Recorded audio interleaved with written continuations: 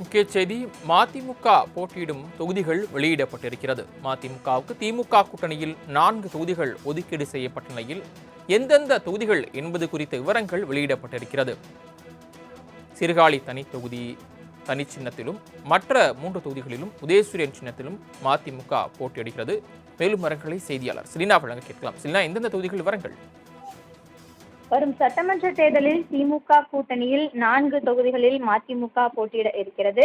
இந்த நிலையில் 2ஆம் கட்ட பேச்சுவார்த்தைக்கு, அதாவது தொகுதிகளை அடையாளம் காண்பதற்கான 2ஆம் கட்ட பேச்சுவார்த்தைக்கு இன்று வருகை தந்திருந்தார்கள். திமுக பேச்சுவார்த்தை குழுவோடு இந்த பேச்சுவார்த்தை என்பது நடத்தப்பட்டிருந்த நிலையில் அவர்கள் கேட்ட தொகுதியை திமுக ஒதுக்கப்பட்டிருப்பதாக ஏற்கனவே செய்தியாளர் சந்திப்பில் ஆடிட்டர் அர்ஜுன்ராஜ் தெரிவித்திருந்தார். அதன் அடிப்படையில் சீர்காழி தனி தொகுதி என தனி சின்னத்தில் போட்டியிடுவதற்கான அந்த தொகுதி என்பது வழங்கப்பட்டிருப்பதாகும்.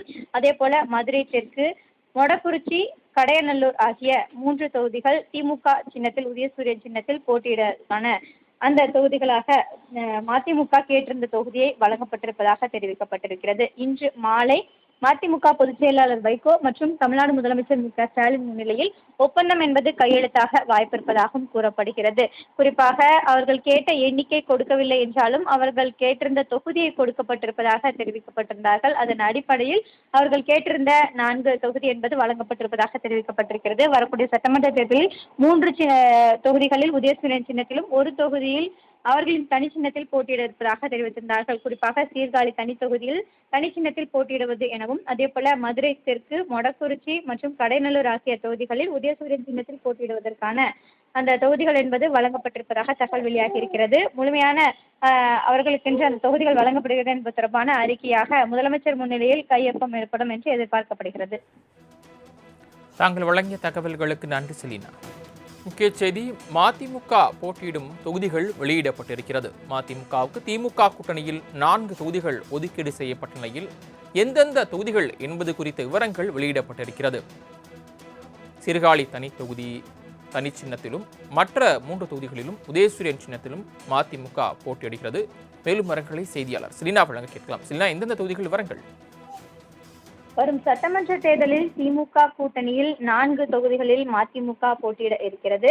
இந்த நிலையில் 2ஆம் கட்ட பேச்சுவார்த்தைக்கு, அதாவது தொகுதிகளை அடையாளம் காண்பதற்கான 2ஆம் கட்ட பேச்சுவார்த்தைக்கு இன்று வருகை தந்திருந்தார்கள்.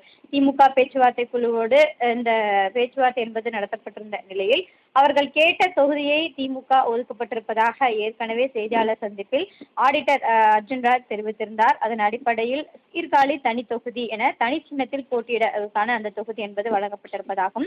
அதே போல மதுரை தெற்கு, மொடக்குறிச்சி, கடையநல்லூர் ஆகிய 3 தொகுதிகள் திமுக சின்னத்தில், உதயசூரியன் சின்னத்தில் போட்டியிடுவதற்கான அந்த தொகுதிகளாக மதிமுக கேட்டிருந்த தொகுதியை வழங்கப்பட்டிருப்பதாக தெரிவிக்கப்பட்டிருக்கிறது. இன்று மாலை மதிமுக பொதுச் செயலாளர் வைகோ மற்றும் தமிழ்நாடு முதலமைச்சர் மு.க.ஸ்டாலின் முன்னிலையில் ஒப்பந்தம் என்பது கையெழுத்தாக வாய்ப்பிருப்பதாகவும் கூறப்படுகிறது.